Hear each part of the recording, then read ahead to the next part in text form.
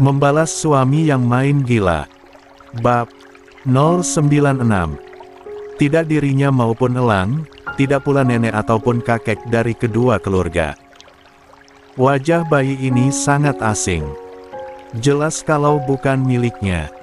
Mama Ais pun mulai memperhatikan bayi tersebut. Ya, sepertinya berbeda dengan yang semalam, ujar Mama Aisyah yang mulai bisa membedakan wajah bayi tersebut. Bayi Ros baru berumur 1 bulan, karena lahir prematur jadilah tubuh bayi itu masih kecil seperti bayi yang baru lahir. Bahkan beratnya pun tak genap 3 kilo, pantaslah tidak ada yang curiga ketika suster mengantarkan bayi tersebut. Ditambah, bayi yang baru lahir identik dengan wajah yang masih suka berubah-ubah, kadang mirip si ibu, kadang juga mirip si ayah. Kadang pula mirip dengan embahnya. Jadi mereka pun terkecoh dan mengira kalau bayi yang diantarkan suster barusan adalah bayi Alia. Benar kau. Sontak saja Mama Fitri pun ikut mendekat dan ingin melihat rupa bayi itu. Sedangkan Elang terus menelisik wajah bayi itu juga, Elang pun tak bisa membedakan karena rupa anaknya pun ia belum hafal. Konyol memang, padahal ia yang telah mengasaninya. Di matanya bayi itu masih berwarna merah, jadi ia belum bisa mengira-ngira wajah anaknya lebih mirip dirinya atau mirip sang istri.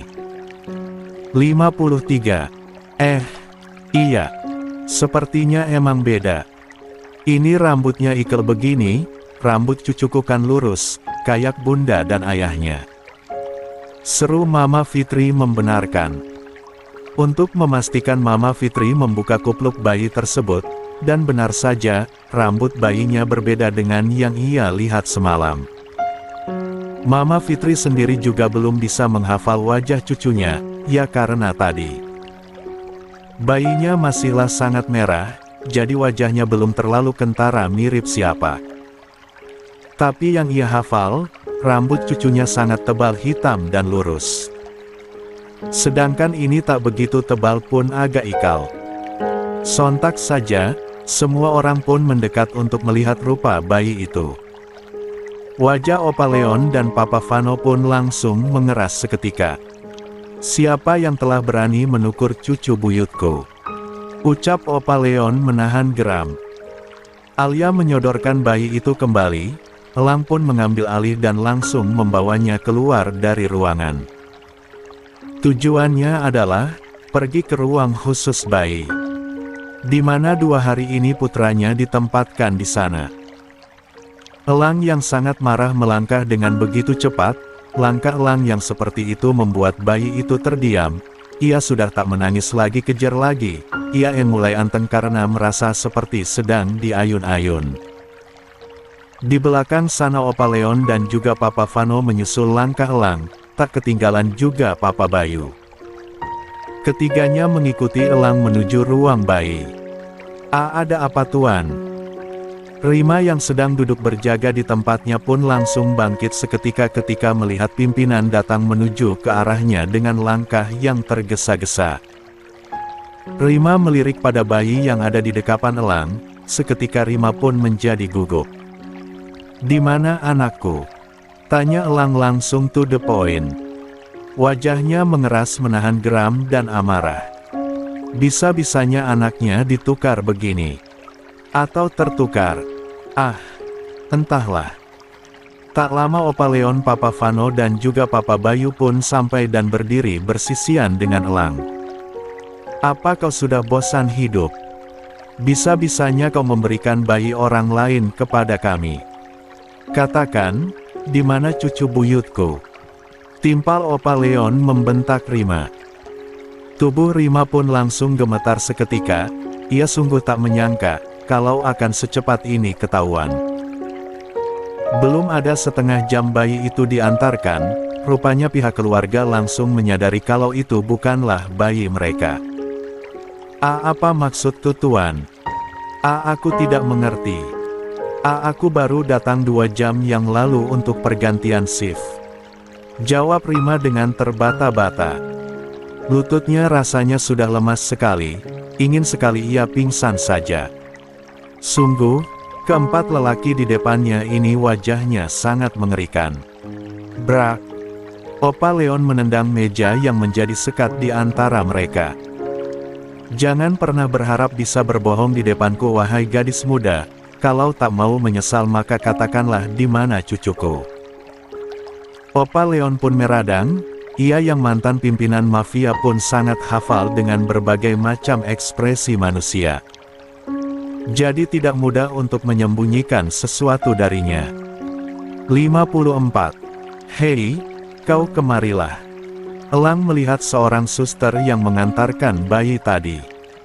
Iya tuan, ada apa? Tanya suster tersebut sedikit takut-takut.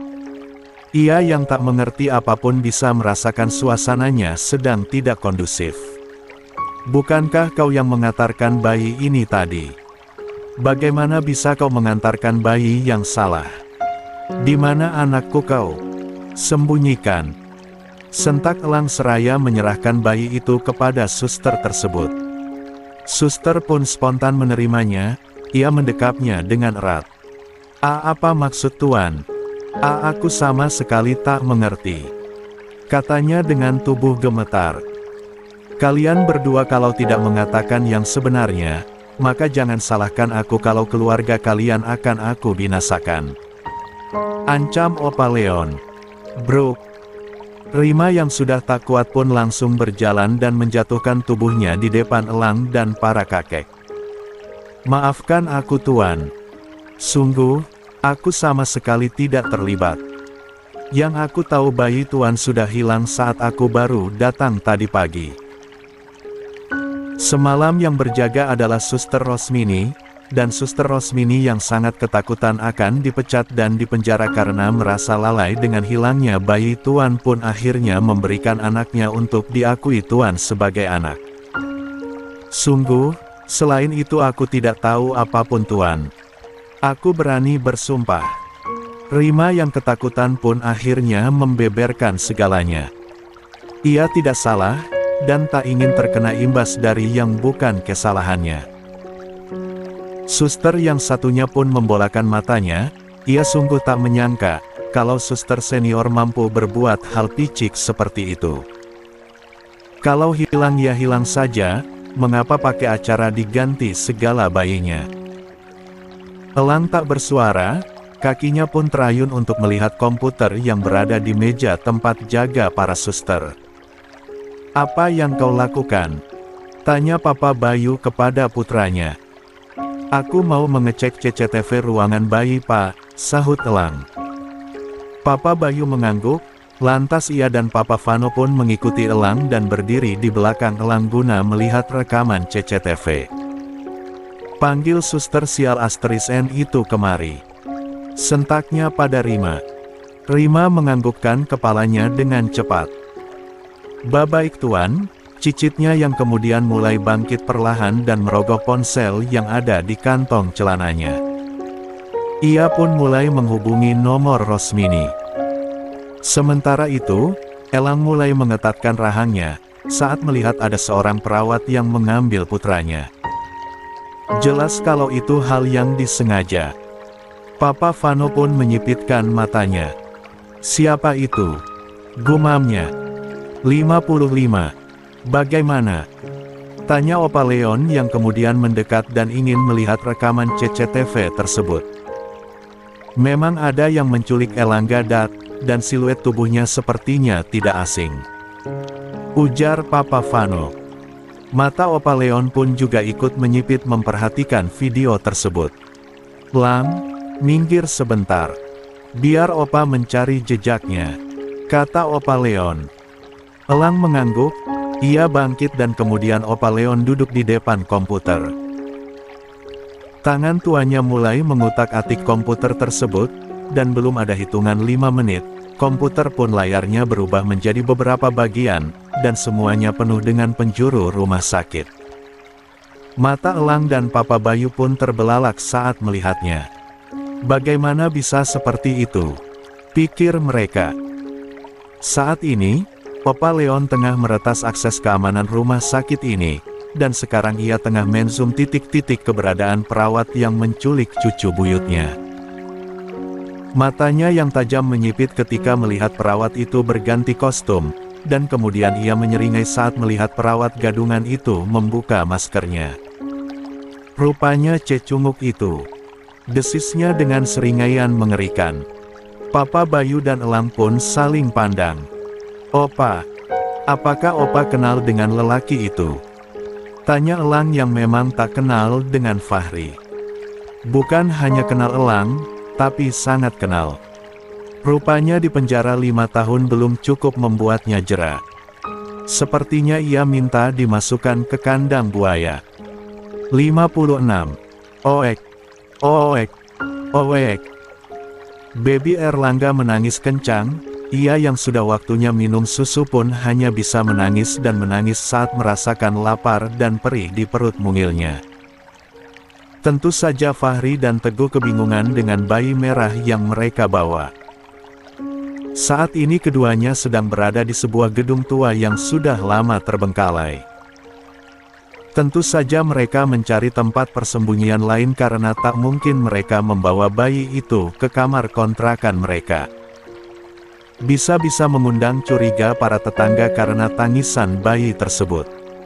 Duh bro, ini gimana cara nenanginnya? Nangis mulu. Pengang kuping gue. Coba cek deh, barangkali dia eek. Kata Teguh yang merasa pusing dengan tangisan baby Erlangga. Idih, ogah. Masak ngecek taisi. Jijiklah. Seru Fahri. Cek. Daripada nangis terus, kasihan jugalah. Dia masih merah banget. Jadi inget anak gue yang ada di kampung, duh gimana kabarnya ya? Udah hampir setahun ini gue gak pulang dan kasih kabar. Semoga aja bini gue kagak kawin lagi karena gue yang gak pulang-pulang, cetus Teguh seraya menerawang keluarganya yang ada di kampung. Ya elah, malah ngebayangin. Nih uruslah, gue malas. Daripada gue bekap tuh koknya yang mewek terus, bisa-bisa mau di-ER tuh bayi. Fahri yang keras hatinya pun angkat tangan dan pergi melengos menjauhi bayi yang ia culik. Fahri sendiri tak suka dengan anak kecil, tetapi demi misi balas dendam dan ingin mendapatkan untung besar, ia pun menculik bayinya Alia. Sedangkan Teguh yang sudah berkeluarga dan sudah punya anak 2 itu pun merasa tak tega dengan bayi merah yang terus-terusan menangis itu. Alhasil Teguh mendekat dan membuka popoknya, benar saja, popoknya sudah basah plus ada pupnya. Cek. Teguh pun berdecak kesal, tapi walau begitu, ia tetap ingin mengganti popoknya. Heh Fahri, sana keluar, beli popok pempes atau apalah. Nih bayi basah semua. Kalau gak diganti bisa nangis seharian. Terus beli tisu basah, dan juga susu formula, lapar kali dia. Sudah dari semalam kan dia gak ngenyot emaknya. Seru Teguh menyuruh Fahri untuk membeli perlengkapan bayi. Bikin repot aja sih ah. Kesal Fahri. Ya ini resikonya culik bayi. Sudah sih disabarin. Entar juga kalau udah dapat hasilnya kesenengan elunya. 57. Udah sono? Oh iya jangan lupa beli dotnya sekalian. Cek. Fahri berdecak kesal, tapi ia pun tetap pergi dan akan membeli apa yang disuruh Teguh. Kap, sabar Yocah ganteng. Sebentar lagi susumu dateng. Teguh pun mengangkat tubuh baby Erlangga dan menimang-nimangnya. Tangisan baby Erlangga pun mulai mereda, tapi mulutnya terus celamitan dan lidahnya menjulur mengenyot bibirnya sendiri untuk mencari sumber kehidupannya. Fahri keluar gedung, ia pun berjalan menyusuri jalanan untuk mencari toko yang menjual perlengkapan bayi. Dari kejauhan ia melihat seperti ada toko. Entah toko apa itu Fahri pun bergegas menuju ke sana. Sampai sana ia pun masuk dan melihat-lihat sekitar. "Masnya cari apa?" tanya pegawai toko tersebut. "Cari perlengkapan bayi mbak, ada gak?" jawab Fahri. "Oh ada mas, mau sabun atau bajunya?" tanya pegawai toko lagi. "Pokoknya untuk salin bayi mbak, pempesnya juga, susu dan sama dotnya sekalian," kata Fahri menyebutkan apa-apa yang ia butuhkan. Pegawai wanita itu pun mengangguk, lalu berlalu mengambilkan semua yang Fahri sebutkan tadi. "Oh, sama tisu basah juga mbak," seru Fahri lagi. "Totalnya 215.000 mas," ujar pegawai setelah menghitung dan mengemasnya dalam satu kantung plastik. Mata Fahri membola mendengar total belanjaannya. "Mahal amat mbak, kan cuma pakaian bayi," cetus Fahri. "Ini sudah harganya mas, kan ini si tambah susu, susunya aja 50.000, belum pempes dan yang lain-lain," sahut pegawai tersebut. "Ini jadi dibeli gak?" ujar pegawai lagi dengan ketus. Sudahlah capek-capek ia layani saat pembayaran Fahrinya malah bilang kemahalan. "Bilang aja gak ada duit, pakai sok-sokan belanja," gerutu pegawai tersebut dalam hati. "Ya jadilah," sabut Fahri tak kalah ketus. Dengan berat hati ia pun membayar belanjaannya tadi. "Bonusin rokok sebungkus dong, kan udah belanja banyak di sini," celetuk Fahri tak tahu malu. 58. "Gak ada, gak jadi untung kalau minta dibonusin rokok. Rokok sekarang mahal, lebih mahal daripada beras," ketus pegawai yang sudah kadung kesal dengan Fahri. Fahri mendengus. "Galak amat, awas pelanggan kabur karena yang jual judes dan pelit, mana jualnya mahal lagi. Awas gak berkah karena ambil untung kebanyakan," seloroh Fahri. Setelah menerima kembalian ia segera pergi dari sana. "Ih, dasar wong edan," gerutu pegawai tersebut. Karena berada di luar, sekalian Fahri membungkus nasi untuk makan nanti bersama Teguh. Setelah mendapatkan apa yang ia cari, Fahri pun kembali ke gedung tua yang ada di pinggiran kota. Dari kejauhan, Opa Leon menyeringai. "Ketemu kau," desisnya. Dua orang yang ada di belakangnya pun menatap tak percaya dengan apa yang mereka lihat. Saat ini, Opa Leon, Papa Vano, Papa Bayu dan juga Elang sudah berpindah di ruangan Elang. Ada juga Triple Ken, kini tugas retas-meretas sudah diambil alih oleh Kinan. Tangan emasnya mengutak-atik layar laptop milik Elang. Dari laptop tersebut, Kinan dapat meretas semua CCTV jalanan yang dilintasi mobil taksi yang ditumpangi Fahri. Semua kemampuan Opa Leon menurun ke cucu lelaki pertamanya ini. Opa Leon pun bangga dan kini semua urusan organisasi hitam miliknya sudah ia serahkan semuanya ke Kinan. Tak kusangka, selain jenius ia juga sangat berbakat, apa selain menjadi pengusaha dia juga merangkap menjadi hacker. Batin Elang berdecak kagum dengan kemampuan adik iparnya. "Cepat jemput cucu buyutku ke N, dan amankan dua tikus gat itu. Biar Opa sendiri yang memberi pelajaran pada keduanya," titah Opa Leon. Kinan yang memang irit bicara seperti opanya sewaktu muda itu pun hanya menganggukkan kepala. Setelahnya ia berdiri dan bersiap akan mengeksekusi dua tikus gat yang sudah berani menculik keponakannya itu. "Kuilah, yuk hajar itu manemtan tak tahu diri," seru Kenzi yang sudah tak sabar ingin meninju wajah Fahri. Triple Ken dan juga Elang pun pergi. Mereka sudah mengantongi titik lokasi Fahri dan juga Teguh. Ya, secepat itu seorang Kinan mencari jejak targetnya. "Nih pesananmu, sampai kering dompetku gara-gara beli popok," seru Fahri yang baru pulang membeli popok. Wajahnya kusut sekali, sama sekali tak enak dipandang. "Ya elah, beli gitu aja udah kusut banget tuh muka. Pempes dan susu dari dulu emang mahal bro," Udah sih, nanti minta ganti sama emaknya nih bayi. Sahut Teguh. Teguh pun langsung mengganti popok Erlangga. Lah, ini mana air panasnya? Lu gak beli ya? Buat paan air panas? Tanya Fahri tak mengerti. 59. Ya buat nyeduh susu lah, lu gimana sih? Gitu aja ribet amat, pakai aja nih air dingin.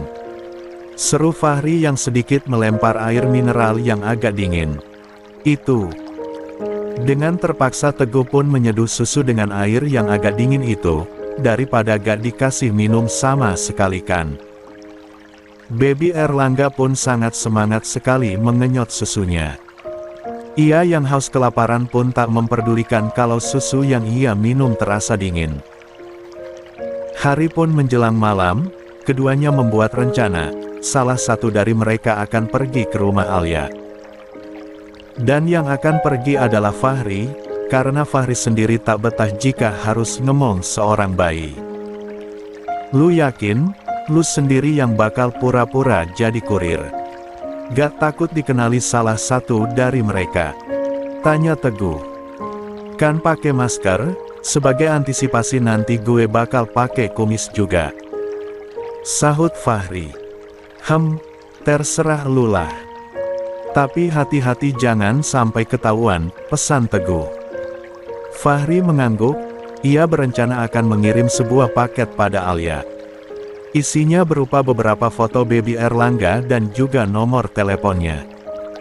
Tujuannya untuk berkomunikasi dengan Alia, dan akan menakut-nakuti Alia menggunakan bayinya itu. Fahri yang sudah selesai bersiap itu pun keluar dari ruangan. Ia berjalan keluar dari gedung, dan saat baru satu langkah keluar dari pintu gedung, tubuhnya langsung mematung seketika.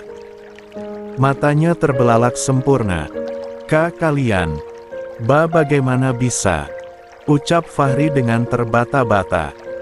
60. Dengan langkah yang panjang dan lebar, Elang berjalan menuju ke arah Fahri. Bak, krek, ark. Tanpa babi bu, Elang langsung membogem wajah Fahri. Tak sampai di situ, ia meninju perut Fahri sampai Fahri jatuh tersungkur. Merasa belum puas, Elang menendang berkali-kali tubuh Fahri. Semua amarah ia lampiaskan dengan menendang dan meninju. Sampai Fahri terkapar tak berdaya. Ya, saat ini Elang dan ketiga adik iparnya sudah sampai di gedung tua di mana Fahri dan Teguh menyekap bayi Alia. Elang berjongkok dan menarik kerah baju Fahri, dan menatapnya dengan sangat tajam. "Di mana anakku?" sentaknya dengan rahang yang mengeras. "Uhuk." Bukannya menjawab Fahri malah terbatuk-batuk. "Bak, cepat jawab," sentak Elang yang kembali meninju wajah Fahri. "Uhuk, ada di dalam," jawab Fahri terbata-bata seraya jari telunjuknya menunjuk ke arah dalam. "Bruk." Lantas Elang pun mendorong kasar tubuh Fahri, sampai tubuh Fahri kembali limbung. Elang dan beberapa ajudan pun masuk ke dalam gedung. Si bungsu Kenzi berjalan mendekati mantan kakak ipar dari kakaknya itu. Cek. "Baru gitu aja udah keok lu, pakai sok-sokan nyulik anak kakakku. Udah bagus-bagus lu bebas dari penjara, malah cari mati dengan nyulik keponakanku. Hati-hati, setelah ini opaku sendiri yang bakal mengurusmu. Kami tidak bisa melindungimu lagi karena kau sudah sangat keterlaluan," kata Kenzi yang mengejek kebodohan Fahri. Fahri hanya bisa mengadu. 61. "Amankan dia," titah Kinan pada pengawalnya. "Baik tuan," seru mereka. 3 orang pun langsung mengamankan Fahri. Fahri yang sudah babak belur pun tak bisa berkutik. Mau melawan pun tak bisa, ia kalah jumlah. Di dalam gedung, Teguh dikejutkan dengan kedatangan beberapa orang yang berpakaian serba hitam. Mereka kompak mengacungkan senjata api dan diarahkan ke arahnya. Spontak Teguh mengangkat kedua tangannya. Ada apa ini?" Tanyanya tergagap. Elang berjalan mendekat dan langsung mengambil putranya yang tergeletak di atas sebuah kardus. Elang pun geram dan menatap tajam pada Teguh. "Berani sekali kau menculik anakku." Sentaknya melotot tajam pada Teguh. Teguh pun gemetar ketakutan, ia sungguh tak menyangka kalau mereka akan ketahuan secepat ini. Bagaimana bisa? Batinnya menjerit ketakutan. Ingin sekali elang menghajar Teguh, tapi ia urungkan saat merasakan suhu panas pada diri sang putra. "Kau apakan putraku sampai badannya panas begini?" Teriak elang yang mulai panik. Teguh semakin gemetar. "Tidak, aku apa-apakan. Lihatlah. Bahkan aku mengurusnya dengan baik. Aku gantikan pakaian dan popoknya dan aku beri susu."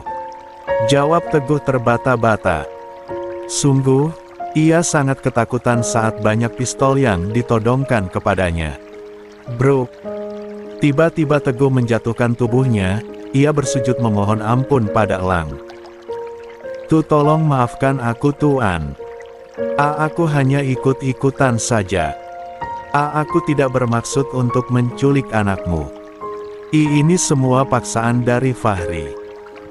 Ucap Teguh meminta maaf dan memohon untuk dilepaskan, ia pun menumbalkan nama Fahri supaya bisa terlepas dari situasi ini. Tapi sayang, walau menumbalkan 100 nama pun Teguh tetap akan mendapatkan hukuman. Karena siapapun yang berani bermain-main dengan keluarga Alexander, maka wajib mendapatkan balasannya. Elang melirik pada sisi kanannya, benar saja. Ia melihat beberapa perlengkapan bayi. Lantas ia mendekat dan mengambil dot yang disusukan kepada baby Erlangga barusan. "Kau memberiku anakku susu dingin. Otakmu di mana?" Elang mengamuk saat tahu kalau putranya diberikan susu bersuhu dingin. Pantas saja suhu tubuh putranya tinggi, ternyata dikasih susu dengan air dingin. Bak, bak, bak. 62. Karena tangan digunakan untuk mendekap sang putra, lantas tak membuat elang untuk diam saja. Ia menggunakan kakinya untuk menendang wajah dan seluruh tubuh Teguh. Teguh tersungkur dan menyembunyikan wajahnya, ia hanya bisa mengadu tanpa bisa melawan. "Aduh! Tolong, hentikan. Sakit." "Itu bukan aku, Fahri lah yang menyuruh memberi susu dengan air dingin," teriak Teguh yang lagi-lagi menumbalkan nama Fahri. "Tidak salah kan? Kan memang Fahri yang menyuruh Teguh untuk menyeduh susu dengan air dingin. Teguh cuma cari aman saja. Kak, sudahlah. Biar cecunguk ini kami yang urus.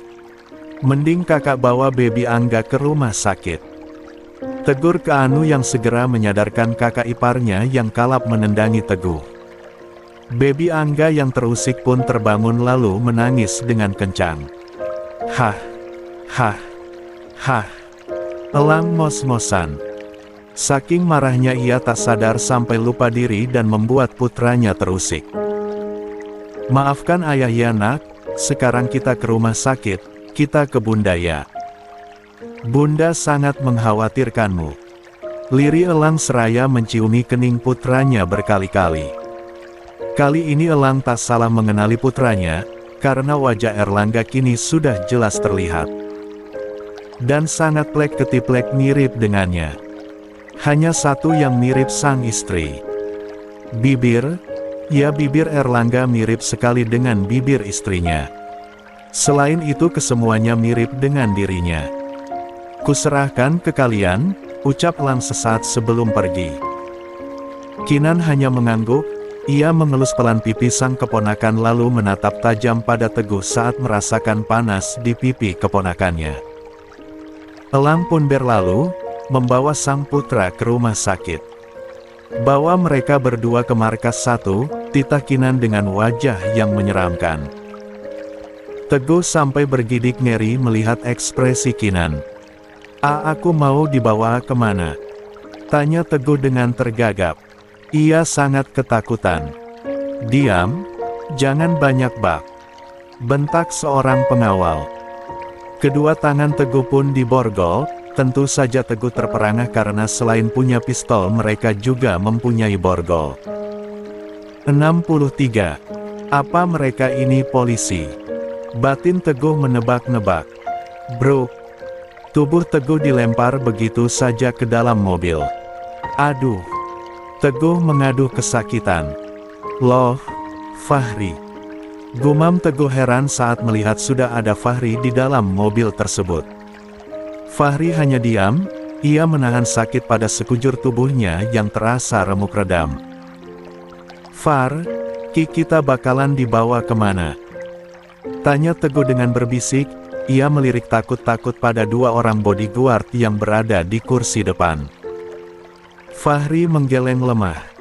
Gak tahu. Ses. Jawab Fahri seraya mendesis. Bibirnya robek karena bogeman dari elang tadi. Kira-kira mereka ini intel atau apa, Far? Kok pada punya pistol sama borgol? Bisik Teguh lagi.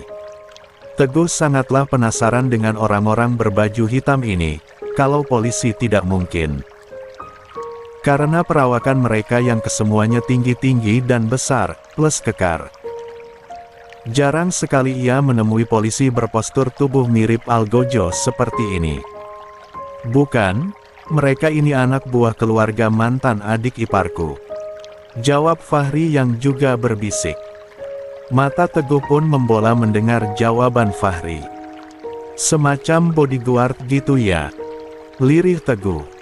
Fahri mengangguk membenarkan. Sedangkan Teguh pun bergidik ngeri. Setelah 1 jam perjalanan, akhirnya mobil mereka pun sampai ke markas 2 milik organisasi Opaleon. Fahri dan Teguh gemetar ketakutan saat digelendeng masuk ke dalam. Bro. Keduanya didorong begitu saja masuk ke sebuah ruangan. Keduanya sama-sama jatuh tersungkur. Saat mengangkat kepala, Fahri pun sangat terkejut saat melihat ada sosok orang tua yang sudut menyilangkan kaki dengan senyum yang menyeringai ke arahnya. Oh opa. Ucap Fahri terbata-bata. Fahri ya. Desis Opaleon mengingat-ingat nama Fahri. Fahri dan Teguh gemetar ketakutan, sungguh dari dulu Fahri sangat tidak menyukai sosok Opaleon.